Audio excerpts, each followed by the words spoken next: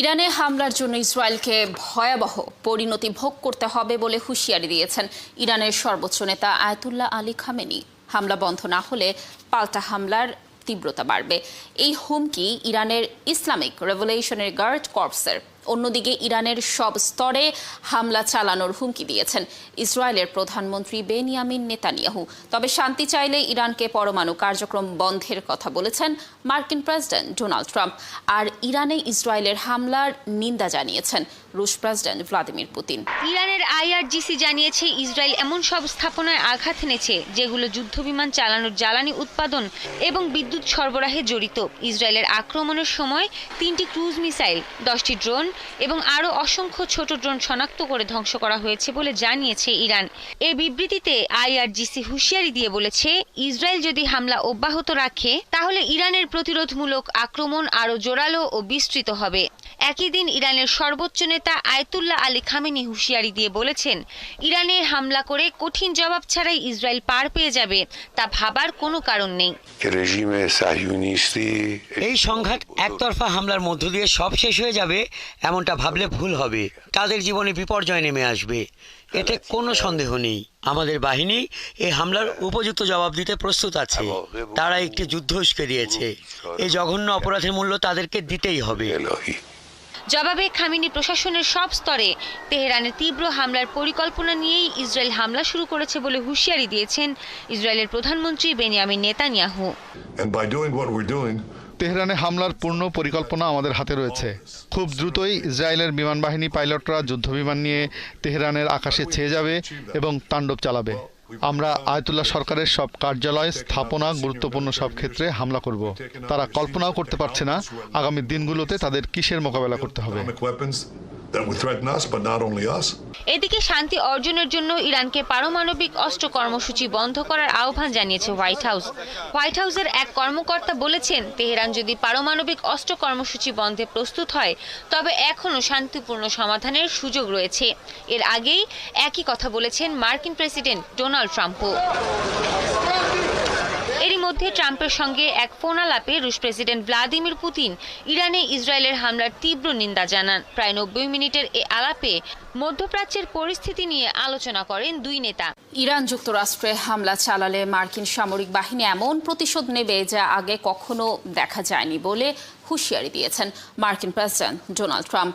সামাজিক মাধ্যম ট্রুথ সোশ্যালে এক পোস্টে ট্রাম্প জানান, ইরানে হামলার ঘটনায় যুক্তরাষ্ট্রের কিছুই করার নেই। হামলার পর থেকেই ইসরায়েলকে ইরানে হামলায় সহায়তাকারী দেশগুলোতেও হামলার হুঁশিয়ারি দিয়েছে ইরান। যুক্তরাষ্ট্রের সশস্ত্র বাহিনী এমন তৎপরতা চালাবে যা আগে কখনো দেখা যায়নি। তবে সহজেই ইরান ও ইসরায়েলের মধ্যে একটি চুক্তি করে এই সংঘাতের অবসান ঘটাতে পারেন বলেও জানিয়েছেন ডোনাল্ড ট্রাম্প। ইসরায়েলে শনিবার মধ্যরাত ও রোববার ভোরে 2 দফা হামলা চালিয়েছে ইরান। এতে অন্তত 8 জন ইসরায়েলি নিহত হয়েছে, আহত হয়েছে আরও অন্তত 50 জন। অন্যদিকে ইরানের সাহরান তেল ক্ষেত্র ও পরমাণু স্থাপনায় নতুন করে হামলা চালিয়েছে ইসরায়েল। দর্শক আরও জানাচ্ছেন আফসানা শাওন। দুদিন ধরে পাল্টাপাল্টি সংঘাতের পর উত্তেজনা আরও বাড়ছে ইরান ও ইসরায়েলের মধ্যে। শনিবার মধ্যরাতে ঝাঁকে ঝাঁকে ইরানের ক্ষেপণাস্ত্র ইসরায়েলের তেল আবিব ও হাইফা নগরীকে নিশানা করেছে। বেশ কয়েকজন হতাহতের খবর দিয়েছে সংবাদ মাধ্যমগুলো। শতাধিক ব্যালিস্টিক ক্ষেপণাস্ত্র দিয়ে চালানো ইরানের হামলায় ইসরায়েলের বাতিয়াম শহরে খোঁজ মিলছে না 35 জনের। স্থানীয় উদ্ধারকর্মীরা জানিয়েছেন, ভবনটি যে কোনো সময় ধসে পড়তে পারে এবং এমন শঙ্কার মধ্যেই তারা দ্রুত উদ্ধার তৎপরতা চালাচ্ছেন। এর আগে ইরানের রাজধানী তেহরানে দেশটির প্রতিরক্ষা মন্ত্রণালয়ের সদর দপ্তরে বিমান হামলা চালানোর খবর নিশ্চিত করেছে ইসরায়েলের সেনাবাহিনী। লক্ষ্যবস্তু করা হয়েছে সাহরান তেলক্ষেত্র। তেহরানের একই এলাকায় ইরানের প্রতিরক্ষা মন্ত্রণালয়ের আরও একটি ভবনে ইসরায়েলের আরেকটি হামলার খবর জানা গেছে। ওই ভবনে ইরানের প্রতিরক্ষা মন্ত্রণালয়ের আওতাধীন প্রতিরক্ষা উদ্ভাবন ও গবেষণা দপ্তরের কার্যালয় রয়েছে। সবশেষ ইরানের তেল ও জ্বালানি স্থাপনায় হামলা করেছে ইসরায়েল। এমন হামলা আরও বাড়লে হরমুজ প্রণালী বন্ধ করে দিতে পারে ইরান। যুক্তরাষ্ট্রের গবেষণা প্রতিষ্ঠান সেন্টার ফর ইন্টারন্যাশনাল পলিসি বলছে, পরিস্থিতির উন্নতি না হলে ইরান হরমুজ প্রণালী বন্ধ করে দিতে পারে এবং এটাই হতে পারে তেহরানের চূড়ান্ত প্রতিক্রিয়া। ইরান ইসরায়েল সংঘর্ষের ভয়াবহতা নির্ভর করবে প্রধানত দুটো বিষয়ের উপর, এমনটাই দাবি বিশ্লেষকদের। ইরান কতটা শক্তি নিয়ে কিভাবে শোধ নেবে এবং ইসরায়েলের ওপর কতটুকু নিয়ন্ত্রণ মার্কিন প্রশাসন ধরে রাখবে। তবে কোনো কারণে পরিস্থিতি নিয়ন্ত্রণের বাইরে চলে গেলে সর্বাত্মক না হলেও দীর্ঘমেয়াদী সংঘর্ষে জড়িয়ে পড়তে পারে এই দুই দেশ, এমনটাই শঙ্কা বিশ্লেষকদের। ঋতু সাহার প্রতিবেদনে বিস্তারিত। ইরানের ওপর যে হামলা চালিয়েছে ইসরায়েল তা নজিরবিহীন। শুরু থেকেই ইরানের দৃঢ় বিশ্বাস যুক্তরাষ্ট্রের মদদেই এই হামলা চালিয়েছে তারা।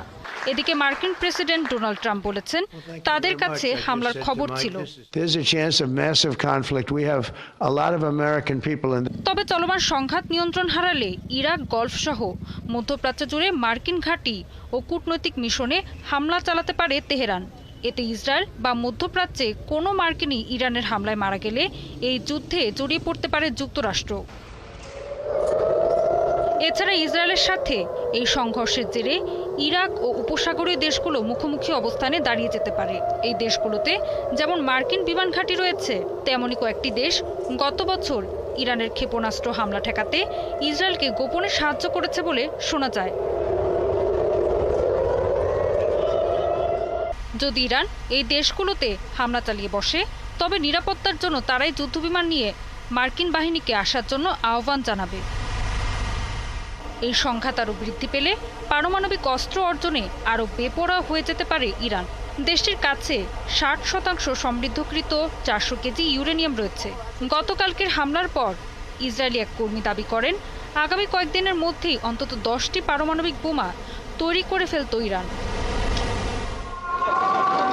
ইরান যদি অস্তিত্ব রক্ষার জন্য একমাত্র উপায় হিসেবে পারমাণবিক বোমা বানানোই সমাধান মনে করে, সেক্ষেত্রে ইরানের পারমাণবিক শক্তি হয়ে ওঠার পেছনে অন্যতম প্রভাবক হবে 13ই জুনের ইসরায়েলি হামলা।